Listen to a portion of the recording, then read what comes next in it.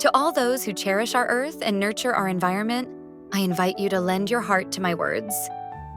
Today, I will share a story of the forest, of greenery, of water, of love, of emotions, and of people. It echoes a profound and ancient Native American proverb. When the last tree is cut down, the last fish eaten, and the last stream poisoned, you will realize that you cannot eat money. Sadly, this powerful wisdom is highly neglected in our modern society, overshadowed by the relentless pursuit of material gain. Our story resonates deeply with the same message, carrying immense emotions and a heartfelt love for life. Have you ever heard of the fabled land of Mombakuzono, nestled in the southern hemisphere of our Earth? How could you when even I was unaware of its existence? Until fate brought me face to face with someone hailing from that very land. That land rests like an innocent child cradled in the tender embrace of emerald forests and crystalline waters. The villagers, with hearts overflowing with love, remain deeply intertwined with their nurturing Mother Nature. From youthful laughter to seasoned wisdom, they feel the rhythmic heartbeat of every tree, sharing their joys and sorrows with the lush green around them. To them, Earth is no less than heaven itself, for they have never dreamed of a paradise more beautiful than the one they already call home. Yet we, the inhabitants of other corners of the Earth, are creatures far more intricate than we appear. Among us dwell the wealthy, whose gaze has fallen upon the land of Mombakuzono with ravenous intent. They have discovered that its sacred soil holds countless treasures, the likes of which no man had seen before. Uncanny possibilities, desired by the ones worn away by the forces of life. Promises that could make them unimaginably richer in the blink of an eye. The rivers, laden with unforsaken riches, whisper of untapped wealth. Beneath its fertile land lay a stockpile of resources, an indeed lucrative site for the sinister forces ready to pounce upon this land. Their schemes have begun to unfold, grand plans of profit born from the illusion of zero cost, like a great insatiable beast. They research and prowl the land, grasping knowledge with the precision of a predator stalking its prey, ready to strip Mombakuzono of its innocence for the sake of boundless greed. As the saying goes, when profit is the only measure, humanity is the first casualty. Thus, the next phase of their plan unfolds with an eerie predictability. Their first move is to subtly manipulate the political leaders, skillfully weaving their web of influence and persuading these leaders to abandon their ethical compass in favor of personal gain, turning them into mere puppets for a greater, more insidious cause. Once the politicians are in their grasp, they shift their focus to the police force, threading promises of power and wealth through their words like a silken thread. They whisper sweet nothings of influence and immunity, urging the officers to twist the law to serve their own agendas. In this twisted reality, the very essence of justice becomes malleable.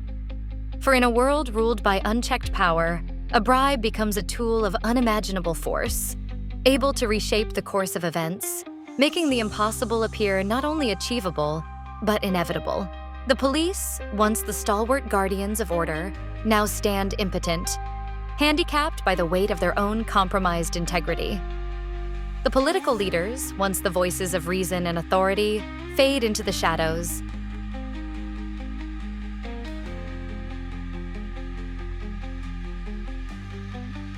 Meanwhile, the wealthy have constructed an intricate, unbreakable chain that binds the land of Mombakuzono in a stranglehold, securing their dominance over its people and its resources.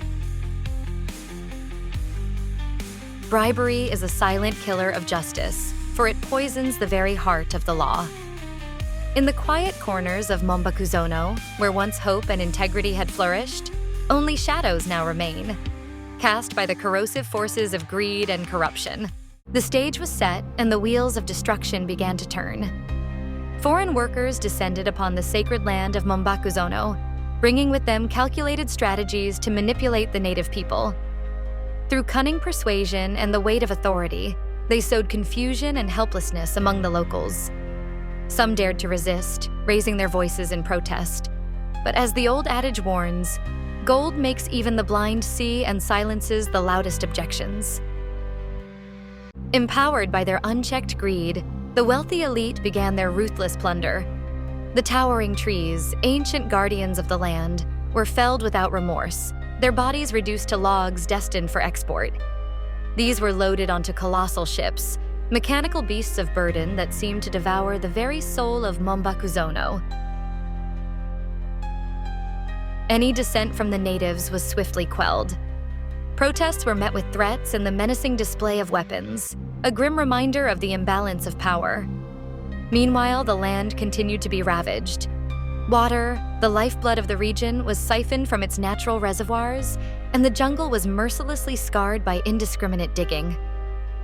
There was no regard for the sanctity of the environment or the lives it nurtured. It was as if humanity's bond with nature had been severed, replaced by the insatiable hunger of progress.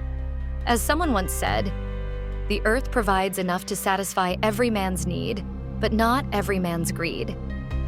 Amidst the wave of destruction, a single light began to flicker.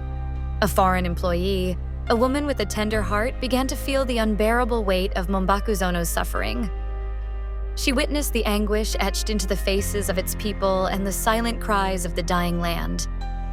Her soul was troubled, and she could not ignore the truth that modernization without conscience is but a slow death for nature.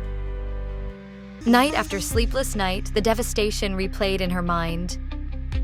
The images of felled trees, drained waters, and broken spirits haunted her dreams, leaving her in tears.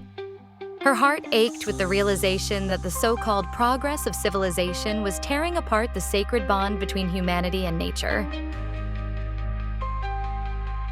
She made a brave decision. She resigned from her position and vowed to stand against the powers that sought to destroy Mombakuzono. She began her fight on two fronts, legal and social. With fiery determination, she rallied the native people, urging them to reclaim their voices and defend their homeland. "Injustice anywhere is a threat to justice everywhere," she told them, igniting a revolution with her words.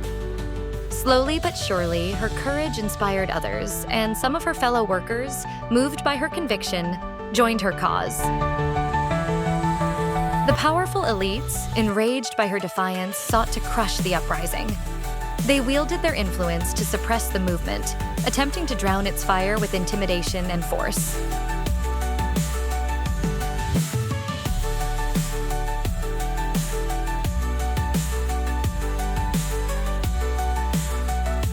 The call for justice echoed far beyond Mombakuzono, resonating across the globe.